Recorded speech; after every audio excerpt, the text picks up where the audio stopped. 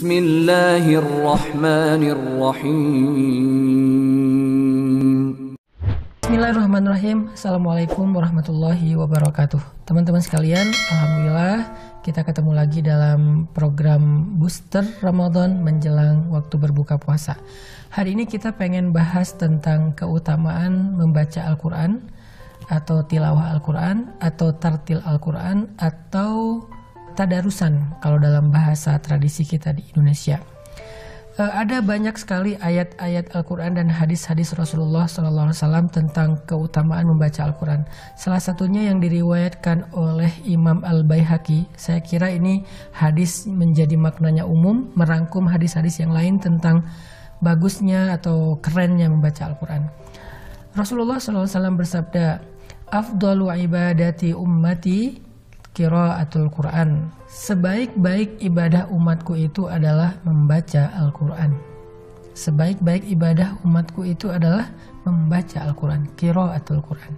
Sehingga kalau misalnya kita pengen nanya, Ustadz, sepanjang bulan Ramadan ibadah apa ya yang paling bagus untuk kita lakuin? Nah, jawabannya kata Nabi, tanya aja ke Rasulullah, ya Rasulullah, ibadah apa yang paling utama? Kata Nabi, sebaik-baik ibadah umatku adalah membaca Al-Quran. Kenapa membaca Al-Quran ini disebut sebagai sebaik-baik ibadah sih? Satu, karena kata Nabi, setiap hurufnya bernilai 10 kebaikan. Jadi kalau kita baca Alif Lam Mim, kita udah dapat 10 kebaikan kali 3, karena 3 huruf. Berarti 30 kebaikan. Satu kebaikan itu adalah kenikmatan dalam hidup kita. Bisa hubungan dengan pasangan yang harmonis, 1. Bisa rezeki yang halal, 2. Bisa kesehatan, 3. Bisa kebahagiaan, 4. Bisa diberikan keturunan yang soleh-solehah, 5. Bisa diberikan tetangga yang baik dan pengertian, 6. Bisa diberikan bos atau atasan yang baik, 7. Bisa diberikan ilmu yang bermanfaat, 8. Dan banyak lagi, 1 huruf 10 kebaikan dalam hidup. Kalau kita baca Alif Lam Mim berarti 30 kebaikan dalam hidup. Hitung coba, 30 ini apa aja ya? Coba hitung 30, kita ngitung aja nggak sanggup. Dan itu ternyata bisa kita dapetin dengan hanya membaca Alif Lam Mim. Tapi jangan menjadi orang yang terlalu qanaah ya, yang udahlah satu hari saya cuma butuh 10 aja, akhirnya nun, udah beres. Nanti besok qaf, lusa sod, lusanya lagi yasin, kemudian apa lagi alif lam ro. Enggak juga gitu sih. Maksudnya ketika Nabi bilang pahalanya banyak itu supaya kita rajin baca Qur'annya. Kita baca 1 hari 1 lembar, 2 lembar, 3 lembar, idealnya 1 juz. Apalagi ini bulan Ramadan, sehingga para ulama mengatakan Imam Al-Bukhari mengkhatamkan Al-Quran di bulan Ramadan sebanyak 60 kali khatam. Sehari 2 kali khatam. Dan para sahabat banyak yang mengkhatamkan Al-Quran 3 hari sekali. Abdullah ibnu Mas'ud mengkhatamkan Al-Quran pengennya setiap hari. Tetapi kata Nabi, karena dia harus mentadaburi, maka 3 hari sekali khatam, 3 hari sekali khatam. Sehingga selama bulan Ramadan 10 kali khatam Al-Quran. Ini kenapa sih mereka semangat banget membaca Al-Quran terutama di bulan Ramadan? Selain memang Al-Quran itu diturunkan di bulan Ramadan, sehingga ulama mengatakan Ramadan syahrul Quran. Ramadan itu bulan Al-Quran, diturunkannya aja di bulan Ramadan. Dan kalau kita tahu teman-teman, Jibril itu datang kepada Nabi untuk khataman Al-Quran setiap bulan Ramadan. Kalau bulan-bulan yang lain, Jibril datang kepada Nabi menyampaikan wahyu. Tapi bulan Ramadan mentasmi, menyimak bacaan Nabi sampai khatam.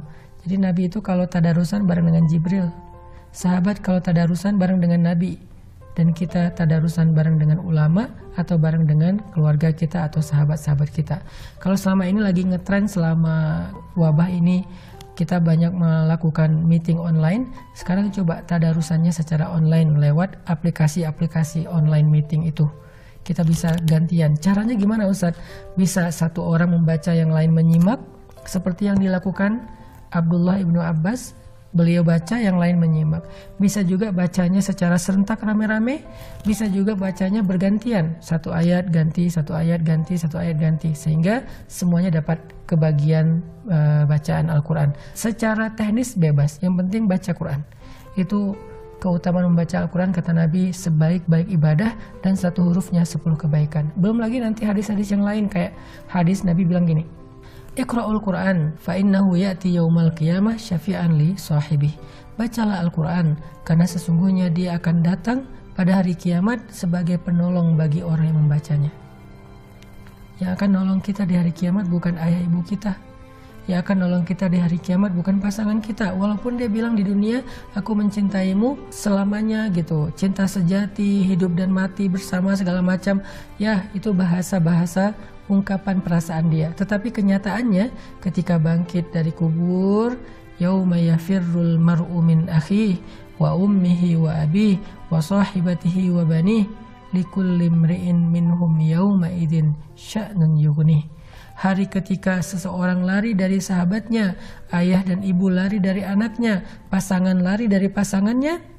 Pada hari itu semua orang sibuk sendiri-sendiri. Gak ada satupun yang akan menoleh ke arah kita. Terus yang nolongin kita siapa selain Rasulullah SAW? Al-Quran. Inilah sahabat sejati kita. Kita mencintai seseorang, suatu saat dia akan meninggalkan kita. Kalau kita meninggal duluan, dia akan pergi meninggalkan kita sendiri di dalam kubur.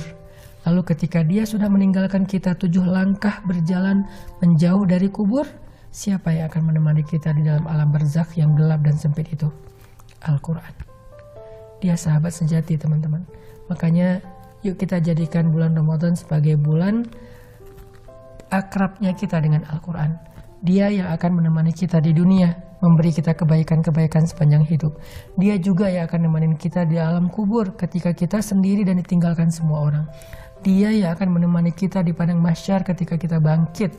Dia yang akan menuntun kita sampai ke surga Allah Subhanahu wa taala. Al-Quran.